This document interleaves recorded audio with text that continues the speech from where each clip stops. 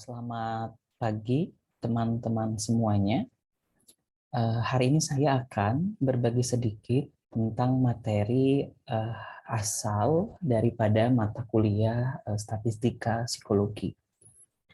Nah, sebagai pengantar pada mata kuliah ini, mungkin ini akan menjadi salah satu materi yang sangat fundamental, terutama bagi mahasiswa psikologi. Gitu. Karena memang selama beberapa waktu ke depan, dalam semua aktivitas dan juga kegiatan teman-teman itu tidak akan jauh dengan proses yang ada dalam statistika dan juga statistik.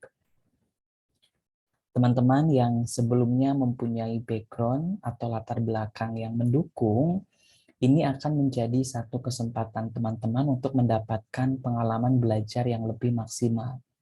Tetapi bagi teman-teman yang ini adalah hal baru, maka anggaplah ini adalah sebagai sesuatu yang menantang dan juga akan menjadi banyak manfaat bagi kehidupan kita di kemudian hari.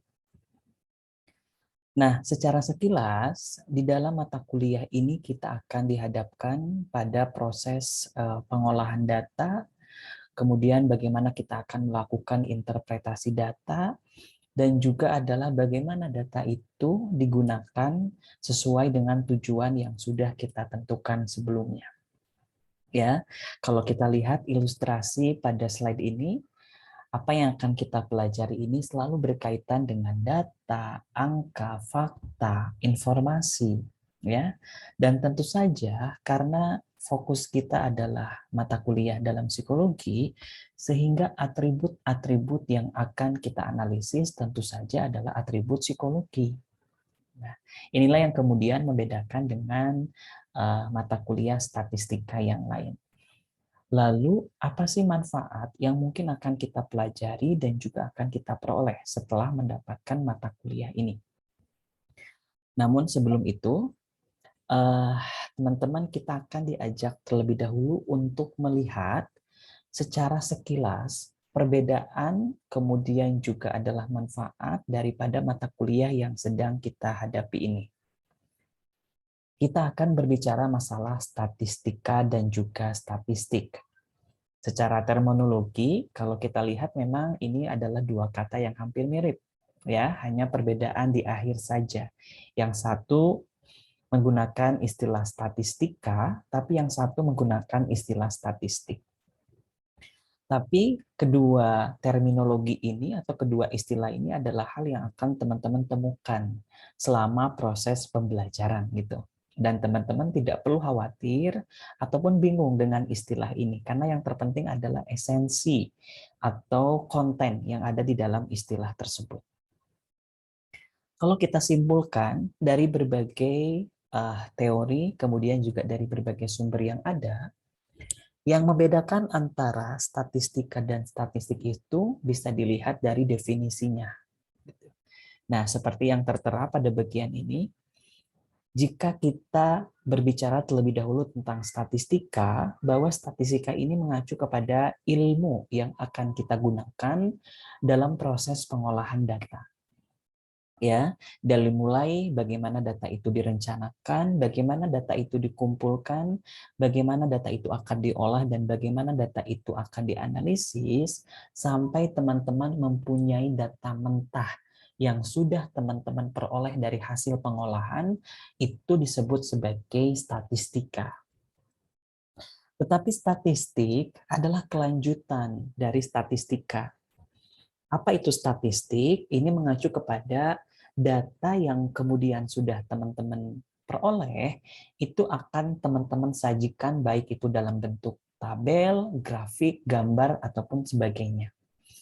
Nah, data-data itu kemudian akan teman-teman catat, akan teman-teman kelompokkan, akan teman-teman kategorikan, dan akan teman-teman interpretasikan sesuai dengan analisis yang teman-teman gunakan. Ya, sehingga tentu saja ini jelas berbeda gitu ya. Statistika berada pada awal pengolahan ya, dari mulai teman-teman menentukan teori sampai teman-teman mendapatkan data mentah.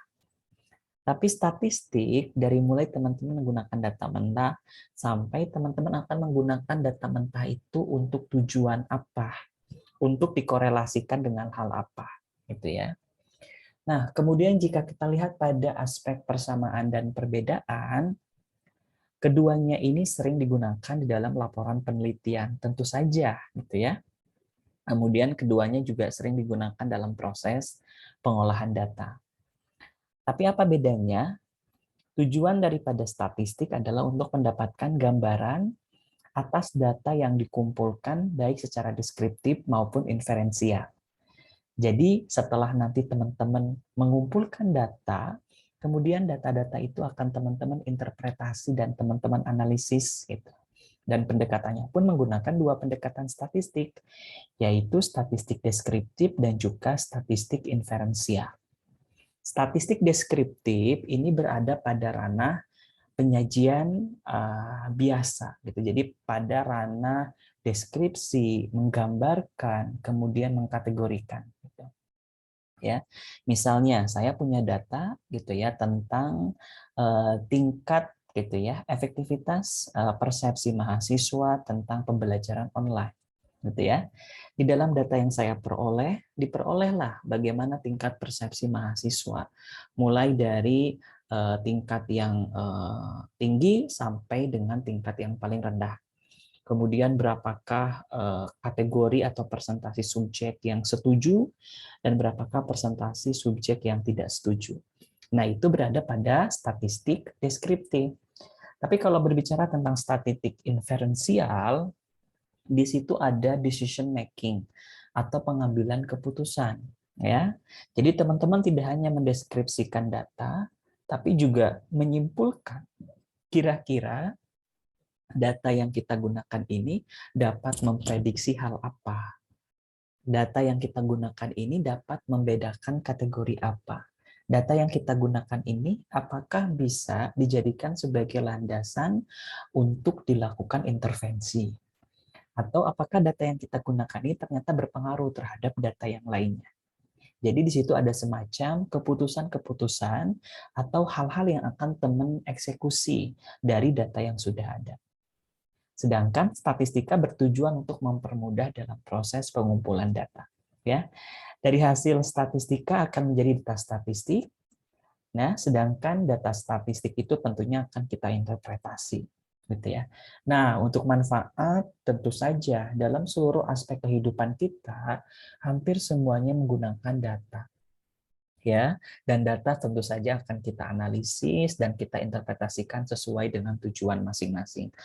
Lalu penggunaan statistika dan statistik dalam ranah psikologi ini digunakan untuk melakukan gambaran atau mengidentifikasi gambaran psikologis atau kondisi psikologis pada seseorang, baik itu berkaitan dengan sikap mereka, kecenderungan mereka, kemudian adalah intelijensi mereka, kemudian situasional emosi mereka dan lain hal sebagainya. Ya, kemudian data yang sudah ada pada dinamika psikologi itu kita akan interpretasi dengan variabel lainnya.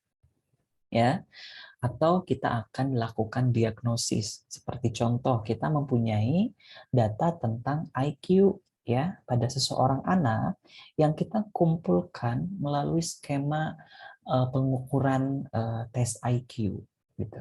Nah, kemudian dari skema pengukuran tersebut, data yang akan kita peroleh kemudian akan kita interpretasi. Apakah data ini akan mendukung siswa ketika mereka akan terjun pada level pendidikan yang lebih tinggi. Nah, itulah ya semacam singkat daripada manfaat dari statistika dan juga statistik dalam pengukuran psikologi. Kemudian pada bagian terakhir, di bagian bawah sebagai pengantar kita, statistika dan statistik itu adalah sebuah proses, sebuah alur yang sangat panjang dan terprosedural. Tentu saja teman-teman diawali oleh statistika, di mana statistika ini disebut sebagai metode ilmiah yang akan teman-teman gunakan, katakanlah mau pakai survei, mau pakai eksperimen, dan lain sebagainya. Kemudian ketika teman-teman sudah menentukan metode ilmiah tersebut, teman-teman akan melakukan pengumpulan data atau koleksi data. Nah, itu nanti data akan dikumpulkan berdasarkan metode yang teman-teman gunakan. Ada instrumen yang nanti akan teman-teman gunakan.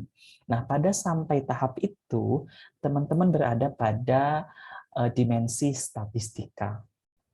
Nah, lalu ketika teman-teman sudah mempunyai data dan data itu siap untuk dianalisis, data itu siap untuk diinterpretasikan sesuai dengan tujuannya masing-masing, maka teman-teman sudah masuk ke dalam ranah statistik.